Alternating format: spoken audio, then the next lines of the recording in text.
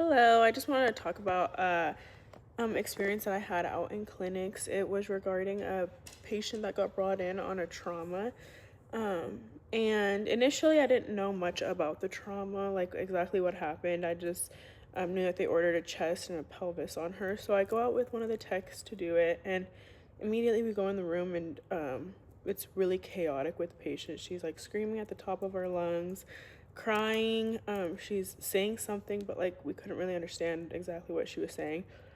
And to the point that she was so inconsolable, we couldn't really even get her information. We had to really just go by her wristband. So it was a little bit difficult. It just took a lot longer than it normally would to get like a chest and a pelvis x-ray. So we finished that, and initially we look at the x-rays, and it doesn't seem to be anything wrong. Like there's no breaks in the pelvis, like the ribs look fine. I don't know, both areas looked okay to us. So it was confusing at first, like what she could be in so much pain that she's like screaming at the top of her lungs for. So we go back to the tech area, and then the doctor actually ends up ordering a lot more x-rays on that same patient. So I think it was a femur, ankle, foot, maybe knee. I don't remember. Another x-ray. It was a lot of x-rays for the same patient. And in our head we're like, oh great, we have to go back to the same patient, and she's like screaming. It was really hard to get even through those two x-rays. Like this is going to take a long time. So we go back and we start the x-rays, and there are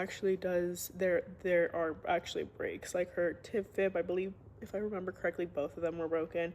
There was like a lot of different bones in her foot that were even broken, like even tiny little fractures. So immediately I'm like feeling bad. I'm like, oh, I shouldn't have even judged her pain in the beginning, or her screaming. Like obviously anyone would be screaming with this much damage or like fractures.